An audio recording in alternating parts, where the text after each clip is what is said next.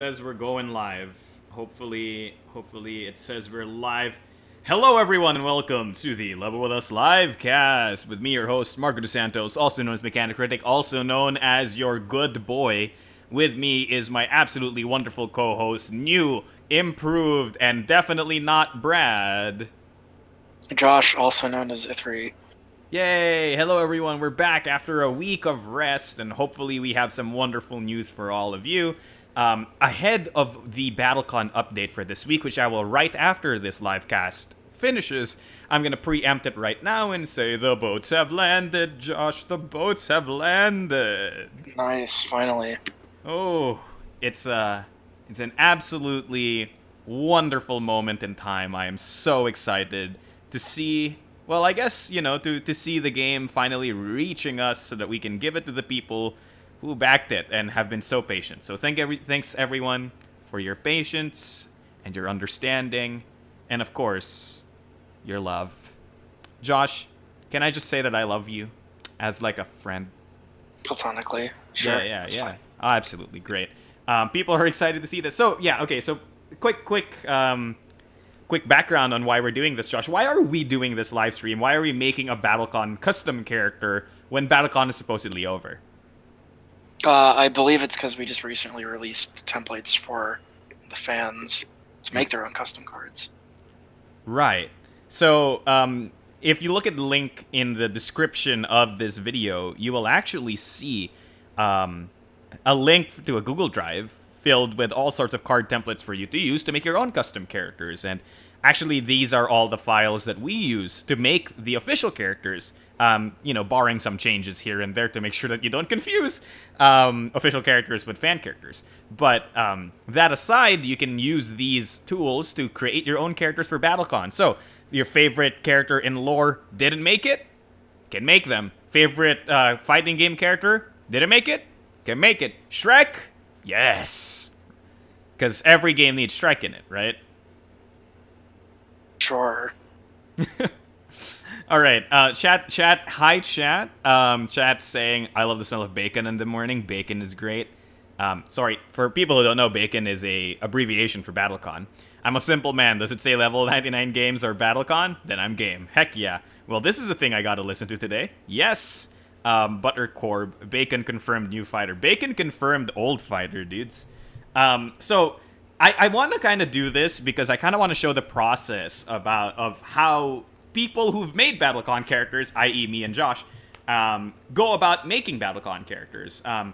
This is kind of like to help all of you budding BattleCon custom designers out there flesh out, how to make a character, how to make sure that that character is well designed, and how to avoid some of the traditional design pitfalls you may find yourself experiencing when trying to make your BattleCon custom for the first time, for the 5th time, for the 10th time. Especially if you don't know what the heck you're doing, right? Right.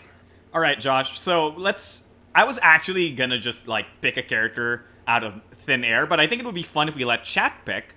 So we have 2 characters available for you right now. One of them is on screen right now. Her name is Rixia Van Sorel, the daughter of Joel Calmore and Caitlin Van Sorel. Lore. She's basically a math wizard, right?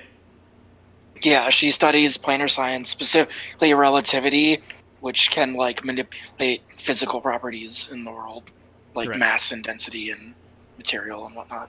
Yes, absolutely. Sorry, chat says bacon is just the friends we made along the way. You know what? The real eggs was in you all along. Okay, so if I close this image, we're gonna see a new window. Ooh, a brand new window. All right, and Dice Throne is, I've been meaning to play Dice Throne with my friends.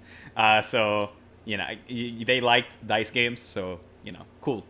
Regardless, we have this window here right now. So on to your left, you will see the custom character BattleCon Sheets template made by Tankbard that I've slightly modified to match V4 settings. This is the character sheet template that a lot of people use in the BattleCon custom community because you can use it and then import it into SheetsCon, which is what we call it, which is an online way to play BattleCon using Google Sheets. So if you guys didn't know that, there's more information about that on our Discord, and you can just ask people in the chat. Some of them probably know. To your right, you will see the two characters that we have lined up for you today, and that's the choice you guys get. We've already talked about Rixia Van Sorel. Let's talk about Wilhelm Bartz. Wilhelm Bartz is my favorite character in all of Indies, which is why I'm disappointed that he doesn't have a character kit yet, which is why he's here. So Rixia is Josh's choice. Wilhelm is my choice. Wilhelm, Josh, can you tell us a little bit about Wilhelm? Do you know the lore about Wilhelm? I know a little bit of lore. I know that he is a guy, I believe he's a student at Argent, and he theorizes that everything that's going in Indians is part of like a board game or something like that. Like he's like kind of aware of what's actually going on. I believe is that correct, Marco? So yes. So much like Rixia, Wilhelm is also like a mathemagic student. His power set is more about manipulating slight probabilities, right? And the lore behind him is that he had to do like a doctoral thesis or whatever, and he's come to realize that based on the probabilities, a world like Indians shouldn't exist. Like, it makes no sense for Indians to have all of this mismatches of cultures, different technological backgrounds, the fact that all the planes seemingly just collapse into it. He's like, all of this is so statistically improbable unless Indians is merely the setting to some convoluted board game. Right. So he proposed this doctoral thesis to his professors. Everybody thinks he's insane, but they can't refute his math. So everybody's like, okay, you're not wrong, but also you're a jerk and leave us alone. So Wilhelm's kind of like an interesting character because he's essentially pseudo-genre savvy, but also he has slight probability manipulation powers. So those are the two characters you get to pick from, chat. Pick them now, and then we can kind of go into the steps of making your custom characters. Oh my god, he's right. Choice from Brad. Chat's like, oh my god, he's right. It's true. This is why Wilhelm's like one of my favorite characters. Gosh, while we're waiting for chat to decide, you want some Marco lore? Sure. Why are we gonna make you as a custom too? No. Just Marco lore. Like, I really love Wilhelm so much. When I was like 5 years ago, before I was like officially working for the company, I went onto roleplay forums and roleplayed as Wilhelm Bartz, dude. Like, that's how much I like this character.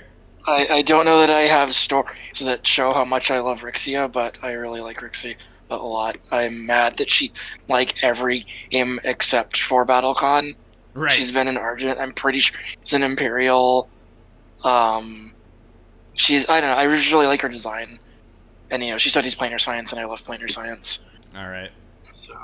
Right. And, I really like Rixia because she's also, like, she's the daughter of two characters that, like, you wouldn't even imagine would be related or interacting with each other in any way. Yeah, there's some cool, like, deepest lore in there. Right. Like, I really, like, how did Joel and Caitlyn end up,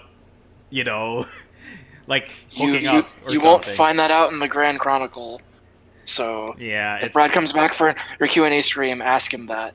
How did they get together? How did they get together? How does Rixia happen, right? Like, does Vana know? Like, who knows, dude? Like, I don't know. Right. Right? Does Vana know that he has a daughter somewhere else? Like, does Caitlyn, does Caitlyn, stay in her life? Like, I don't know how any of this happens. Like, what's the logistics about this? I don't know. Some deepest BattleCon lore. It seems like chat wants to do Wilhelm. I'm sorry, Josh. Fine. It's okay. I've already made a whole Rixia kit anyway myself, so maybe I'll post it in customs later. Right. So Josh. So fun fact: Josh has actually made an entirely playable Rixia kit already.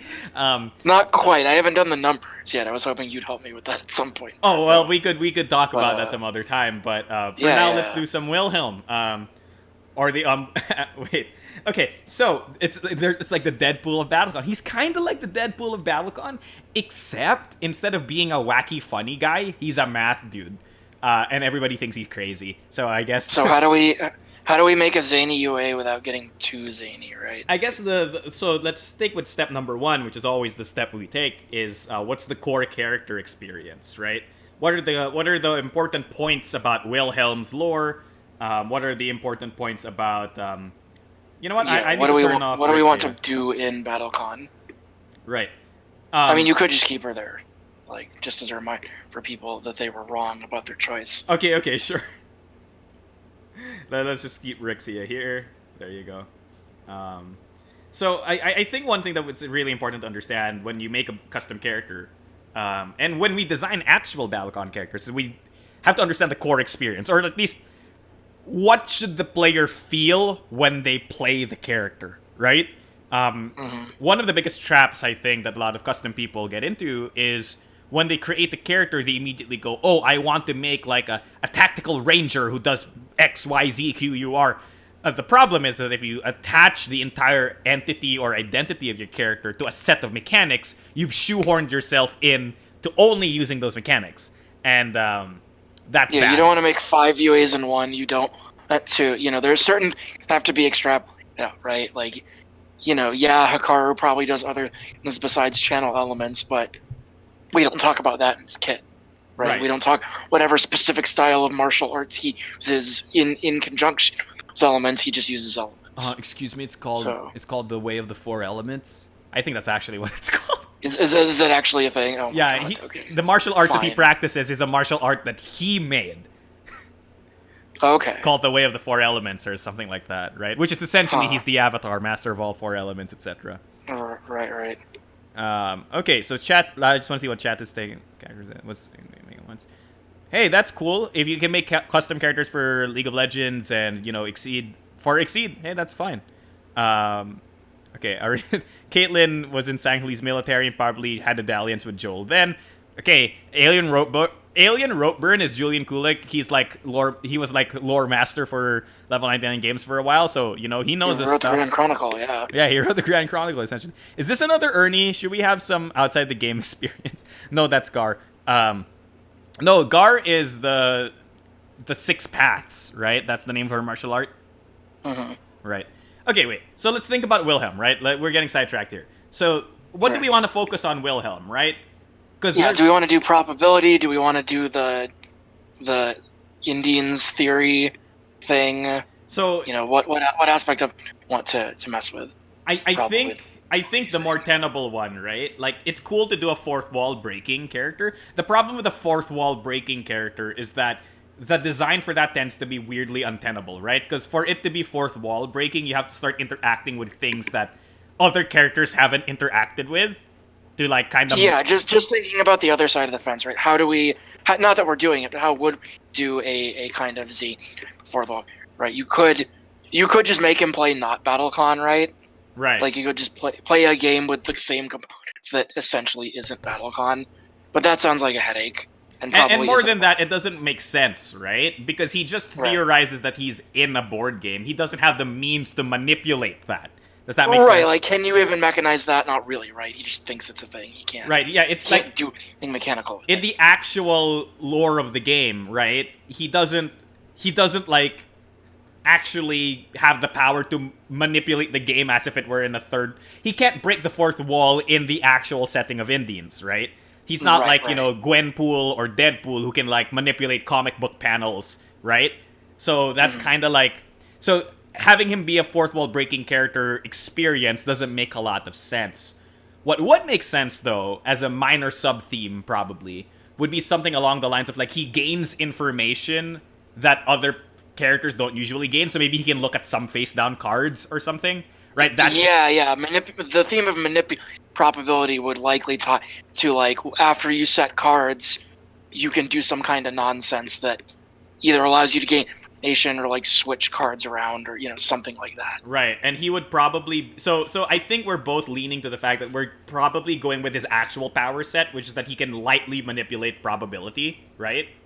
Yes, definitely. Right, and the sub theme of him being like an insane Deadpool, like I know I'm in a board game thing, can be given through quotes, style names. It could be like a finisher or a style name or something short. Or it could be part of his UA in the sense that like you gleam info that other people don't gleam usually, right? And that's kind of him, being genre savvy, right? Right. I think that makes sense. So let's write that down, right? In the abridged UA description, right? Manipulates probability to his favor, right? So how do you manipulate probability in BattleCon, right? BattleCon is a game with no random elements. Right. So what's the thing that we can manipulate?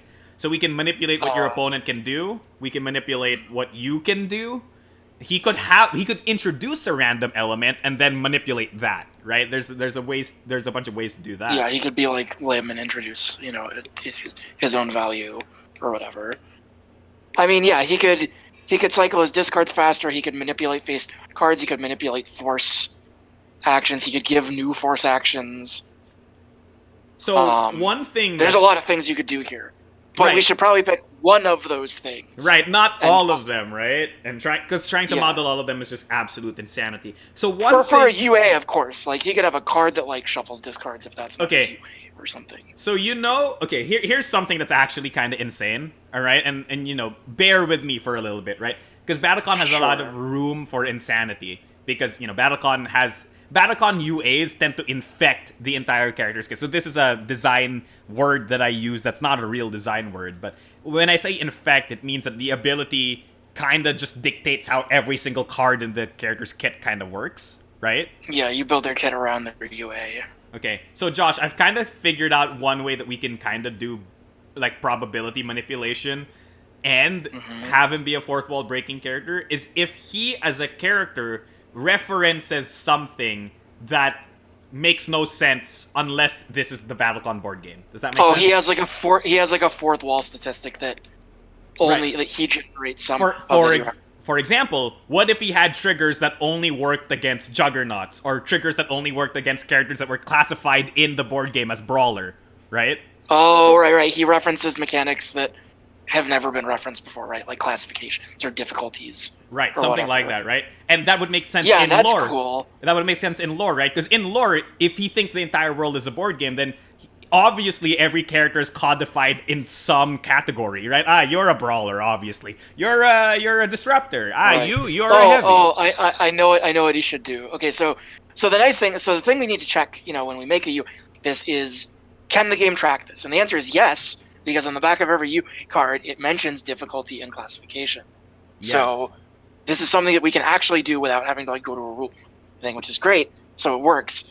What I think he should do, and then just bear for a sec, sure, is we should probably pick classification. What is it? Not classification, brawler and all those. We just call them like archetype. I know there's a word for it. Archetype. I don't know archetype. What we call it. Like Anyway, that thing. We give him a different. Like, his UA basically changes depending on who he's fighting, right?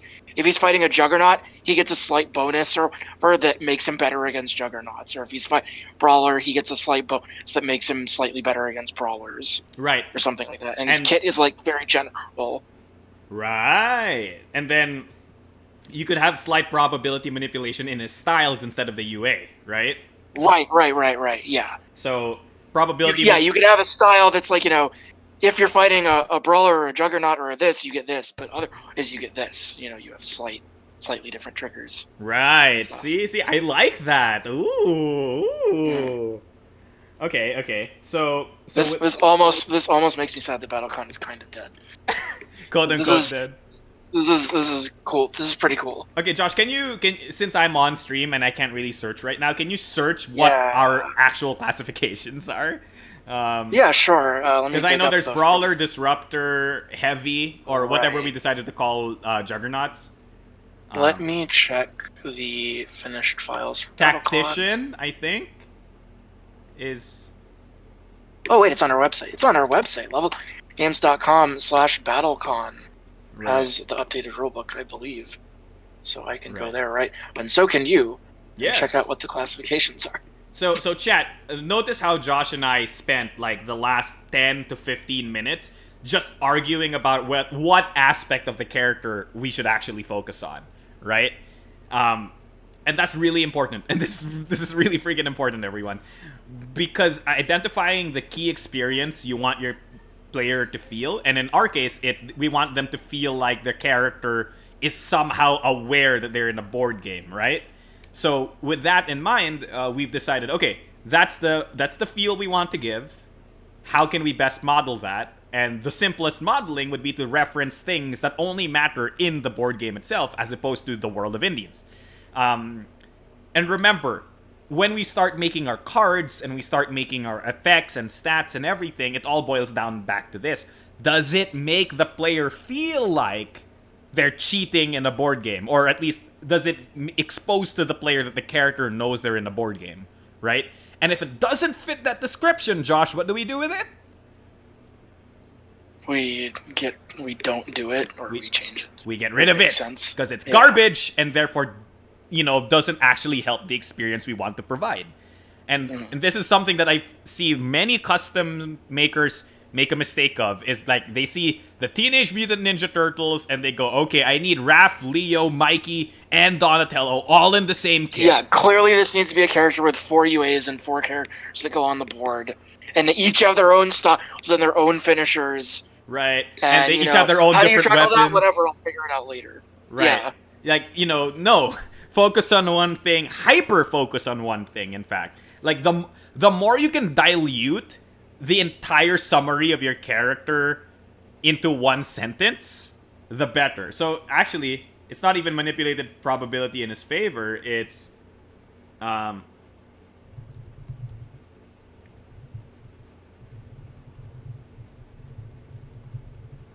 Right, so here, references board game terms for power. There you go. A simple one-sentence thing. Done. Right?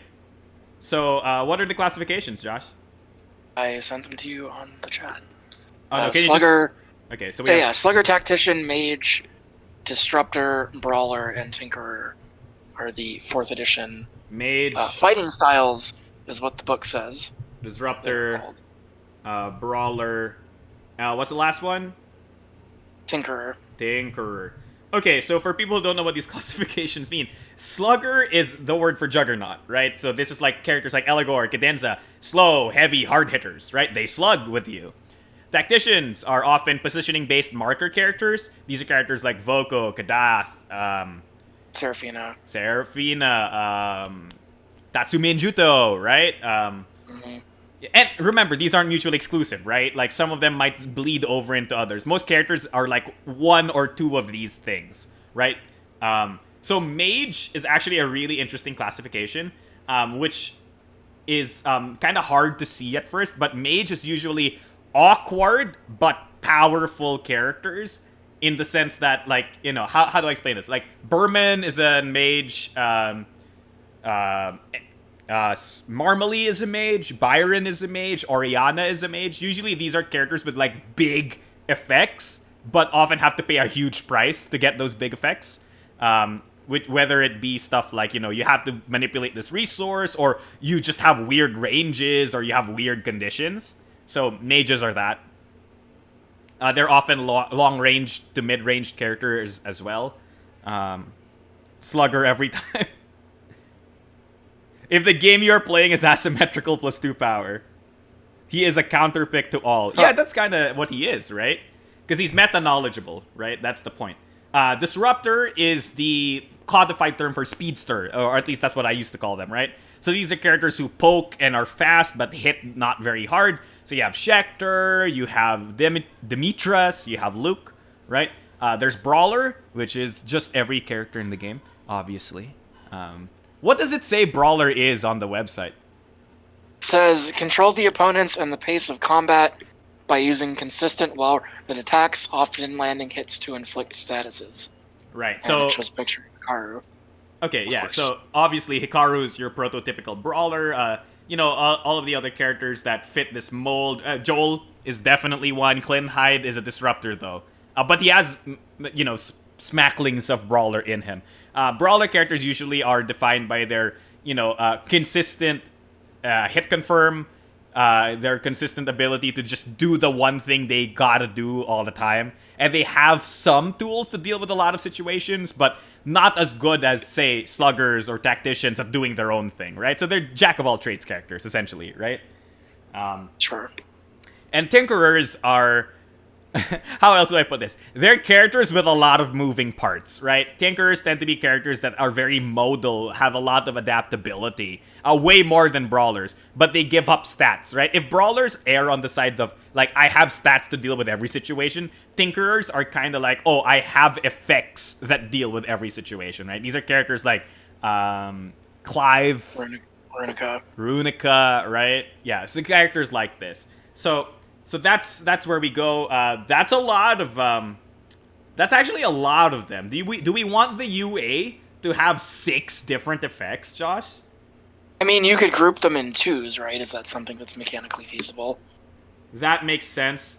Certain groups of the now we're even talking about this right now, right? Like do we want a character that's like just blah, all of these? No, right? So what can we group together, right?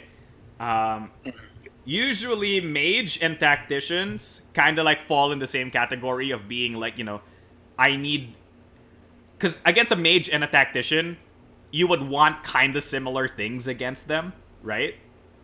Right. And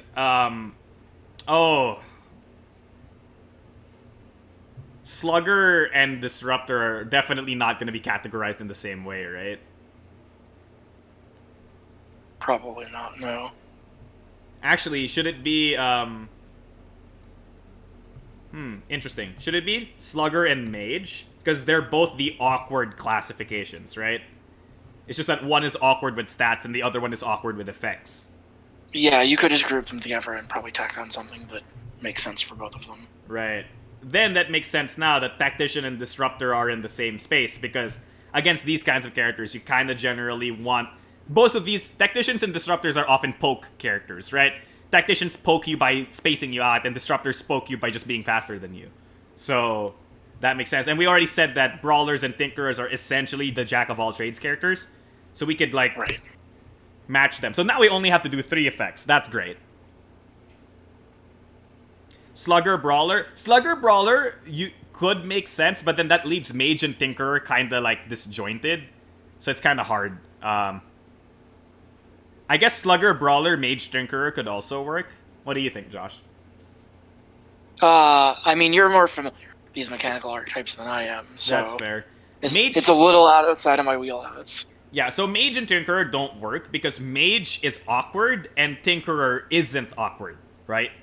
So we kind of want to group them as close as possible to each other. So I think Slugger, Mage, Tactician, Disruptor, Brawler, Tinkerer work. So easy. So we start templating the unique ability. It's actually even simpler than I thought. What do we want to give you against mages and sluggers, right? So against mages and sluggers, you kind of want positioning over them, right? Because if you can space better than them, you avoid their attacks or avoid their effects, right? Right. So something so like a trigger, like, you have before move or something like that. So before move is actually really interesting because it's hit confirm, right? You don't want to give a character too much hit confirm just by default because of the matchup.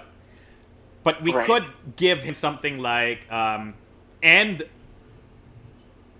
opponent is a slugger or mage. Optional. Well,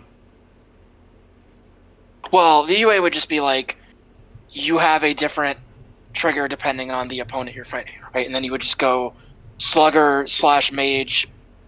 Well, technically, by V4 formatting rules, we don't even need to put that. Does that make sense? Oh, okay. We just need to create 3 triggered effects. Because if the opponent is a slugger, they're not a disruptor, tactician, brawler, or tinker, so none of the other effects activate. Fair. Right. Okay. So there. Opponent is a slugger or mage. Optional, advance or retreat 1. Positioning. Done. Right? It's not hit confirm, right? But you get positioning end of turn all the time against them. What do you want against a tactician or disruptor, Josh? Probably guard? That sounds pretty good. I mean, guard is always good, right? So that's fair. But against fast characters, guard is even better, right? So a good effect here would be, the opponent. It has to say the opponent. Tactician or disruptor. Guard 2. What do you think? Isn't 3 the magic number? Right, In but if you just BattleCon? give him 3, it's an insta-win matchup, right?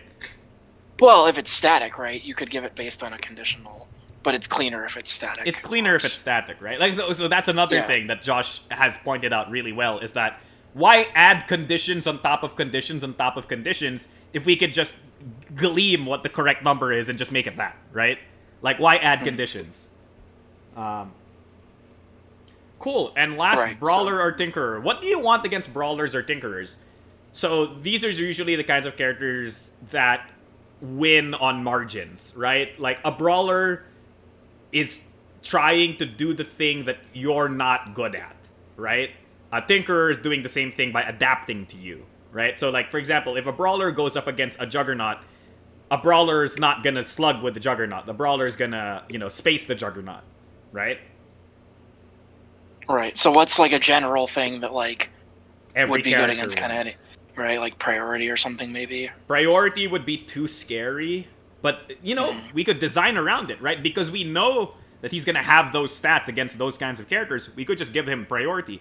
Also, power might work. +1 power is a super simple ability, but it means that against brawlers and against brawlers, you're trading more even, and brawlers hate it when you trade even against them. Against Tinkerers, you're killing them faster, which makes it harder for them to set up their Gundam Voltron, right? Because that's what Tinkerers do. Yeah, sounds like power is the way to go then. All right, start. Is there a way to make that first trigger just a static instead of a trigger? Well, what are you talking? It's okay. That the first line is UA, isn't that a trigger? It's a trigger. It's not static. Right. Yeah.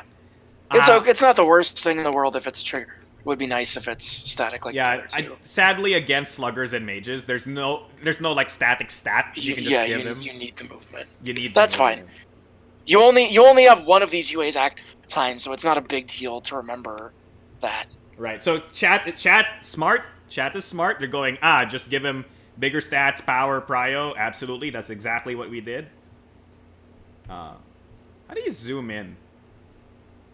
Oh, that's weird. I can't zoom in. Anyway, hopefully chat can read this. Chat, can you read what I'm typing? We can always post it in the Discord customs after. Yeah, that's fair. Okay. So, we've designed the first part of it, and now we're... Okay, we might be going over time, but let's try to hash out how we would make styles a unique base and finishers, right? Yeah, I already have the finishers. Oh, nice. Okay. Kind of. Right. Sorry, everyone. Making a character doesn't take just an hour, sadly. Yeah, but we can kind of get the gist in, like what do his styles want to do? What's kind of their shapes in general? So yeah, let's just go on to styles. What kind of style does he want? Does he want things of priority or power or range, or does he want just like +0s with interesting effects? How do you zoom in? What's balanced with his kit? With his UA? I don't know how to zoom. Does anybody know how to zoom in on Excel? Because my control, the usual thing I do, which is like control scroll wheel, doesn't work. Try Control Plus. No, that doesn't work. View. Zoom. There you go. 200%. There you go. And then I'm just going to turn off Wilhelm and Rixia for now. There you go. Does this work better, everyone?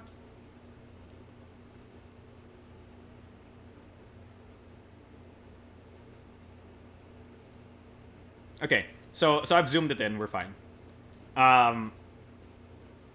So what do we want each of these styles to do, right? So, but before we even think about the styles, Josh, how does this character play? He's obviously a brawler, right? Yeah, it sounds like it. Most of his is just number buffs, so... It's number buffs, he adapts to people, and he's trying to outdo them at the things they're not good at, right? Right. So, yeah, he's definitely a brawler. So that for brawlers, so identify your character's playstyle, then identify the kinds of things that playstyle wants you to do, right? So obviously he needs. So here's a cheat that I do, Josh. When you have a character that already starts codifying stuff like, he has like, XYZ triggers, right? Having a style that is XYZ style, kind of makes sense. So, for example, one style should be the style that's used against sluggers and mages. One style should be the style that's used against tacticians and disruptors. And one style should be the style that's used against brawlers and tinkerers, right? Oh, of course, absolutely, yes. Right. There's 6 archetypes here, and we have 5 styles and a base. So we have 6 cards on which to offload these two. Though I don't think we want to make each one of them just be one, right? Like, I think one of them should just be the slugger mage one. Yeah, a couple, yeah, definitely. If his U codifies to 2 each, then his style should do a similar thing where so these couple styles care about this grouping, grouping 1 or 2 or 3. Right. Slugger mage counter, tactician, disruptor counter, and the brawler tinkerer counter. So that leaves 2 other styles to reckon with, right? Mm-hmm. So brawlers usually have some hit confirm style. They usually have some payout. They usually have some, guard style. The typical things you need. You need a fast style, you need a guard style, you need the power style, and you need the hit confirm style, right? If you're a brawler, you basically have one of all of those things. For example, Hikaru has sweeping, fast style.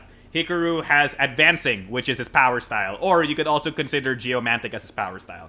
He has his guard style, which is focused. And he has his hit confirm style, which is distributed between focused and advancing, right? So we kind of want that suite of effects as well. And we can double up, right? So one thing I don't like about design in BattleCon is if a card or if an effect exists merely to counter one thing, right? For example, the Slugger Mage counter, if this style was completely useless if your opponent wasn't a Slugger or a Mage, that's kind of awful, right? Right. So, Josh, I think we could do something like, against Tacticians and Tinkerers, Brawlers and Tinkerers, this could be our stat dump style. So this is the style that just has the stats, right? Tactician Disruptor counter, this is probably your hit confirm style too, right? Because against these characters, you kind of want your hit confirm. So this could either be the guard style or the range style, is what I'm saying. Right. This could definitely be mobility style, because again, Slugger Mage counter is already mobility counter.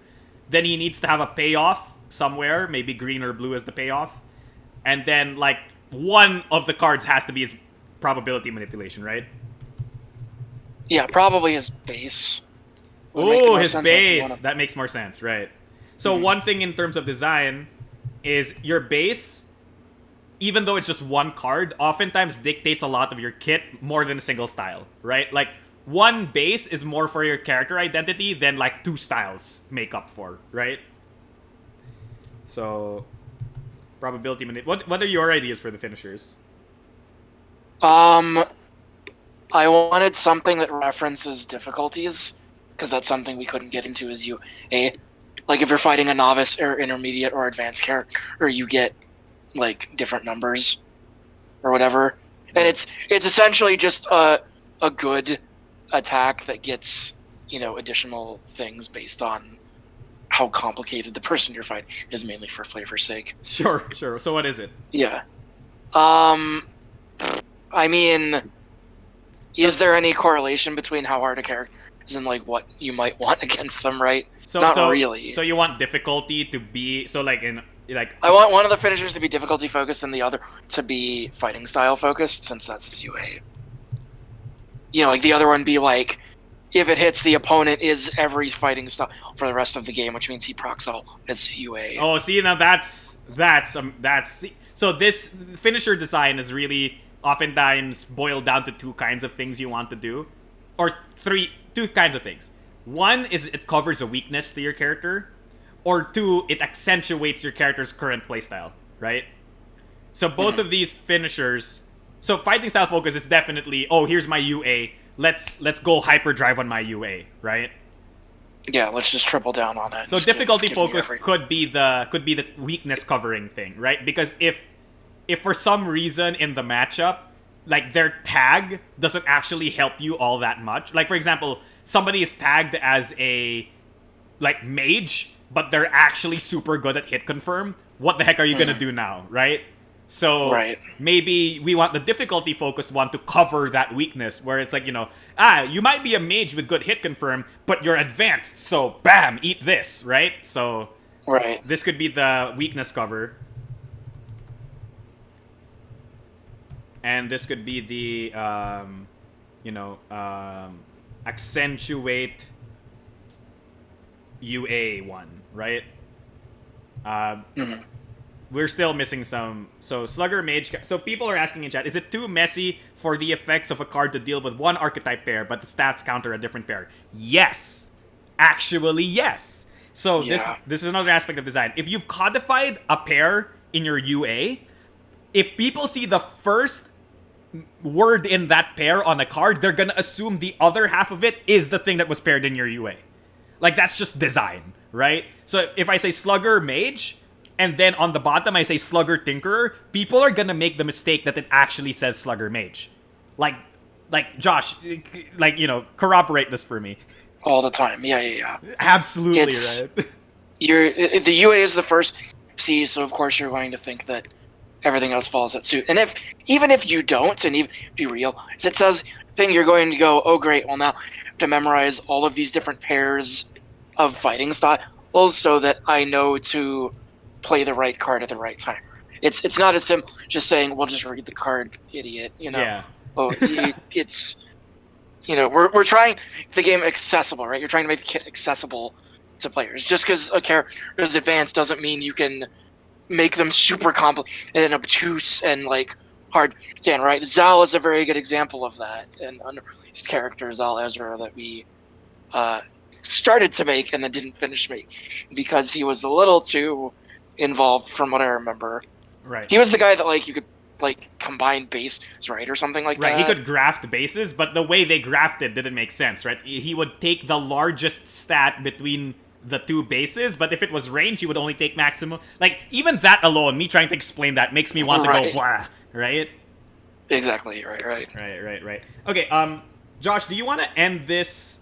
We need to fill these last two out, and then I think we should end the show, because we've gone on for too long already, I think. Yeah, we're 10 minutes out from an hour-ish, so... Right. Yeah, is there any... I can't see sheets, so is there any part of this kit we haven't kind of filled in yet, besides names? So we still need two more styles, right? So we have a Slugger Mage counter, and this one is mobility / evasion style, right? Yeah, so he has a style that covers all of the pairs already, right? Range / guard style. Mm-hmm. And then Brawler. So these last two could just do fun things or other things that would just be good for general, that would be good for any character. Since we've already kind of interacted with his UA enough. Right. What else? What else could we do? Some generalist things. So he needs So I guess we could offload the range style and then give him a hit confirm style, right? Because he's a brawler. Sure. Yeah. And then blue style.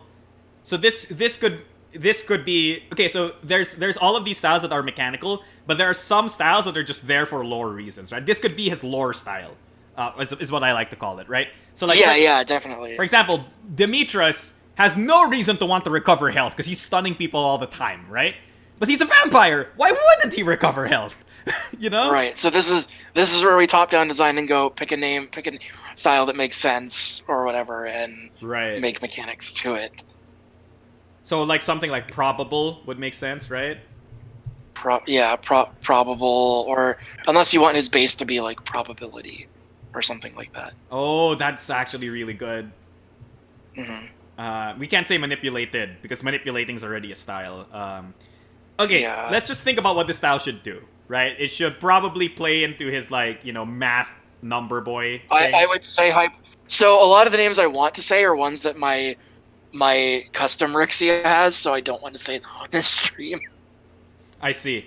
Normally I would suggest hypothetical, but my Rixia has a hypothetical style, so... Right.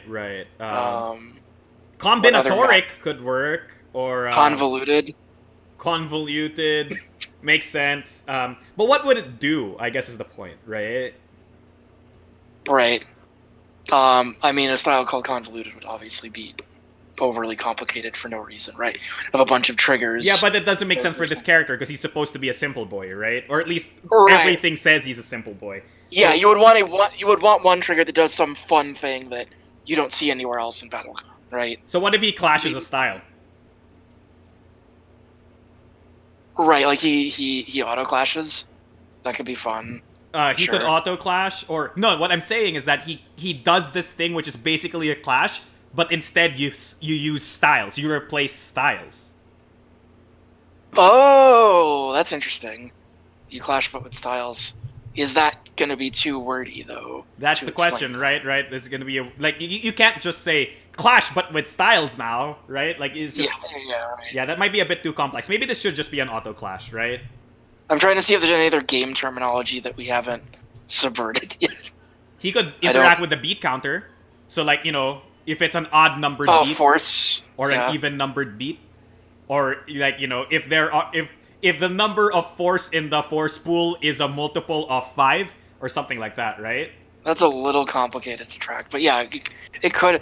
But force, I don't think it can interact with like reference cards at all. How about You could get funny. Yeah. We could get really meta, and like say because sometimes reference cards have typos because we can't catch everything, and maybe we could do. It's like the attack is what it says on the reference card, not the actual card, because card always overwrites the rules, right? Oh my god. So, but that would only affect like 10 cards in the whole game. So Right. that's- So it's not that's a necessarily little- good. it's not worth it. Right. There's stand-ups, there's tokens and counters, but not every character has. There's status effects, but not every character has those. So yeah, maybe something with force or force antis, maybe. Makes sense. Oh, somebody's saying I didn't mean create a different pair. I just meant that one style has 2 pairs on it. Possible. Oh, that's possible. Yeah, you could have 2 triggers based off of. different Actually, pairs. here's another cheat, right? Oh, could this one have all 3 pairs on it? Yeah. All 3 pairs, right? Yeah.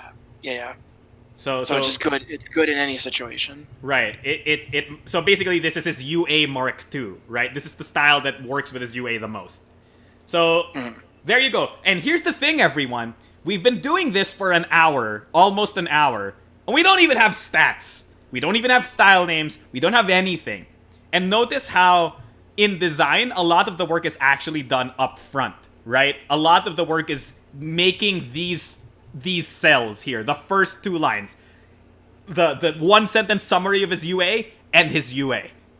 That was like 40 minutes of this entire episode. Yeah, it was quite a bit. and that's how it usually is for most characters, right?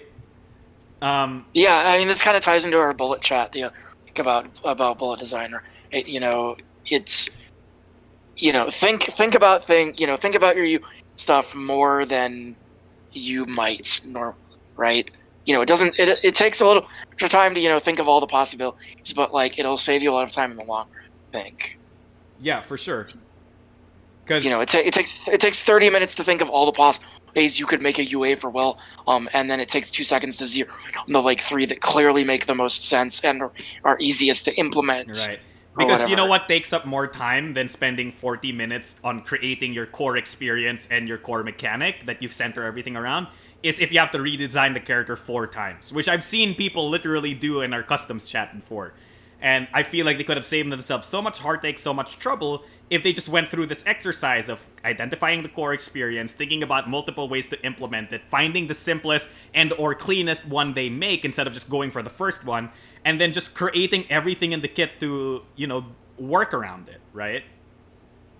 Right, yeah. Don't latch onto the first idea of, come up with a lot of ideas.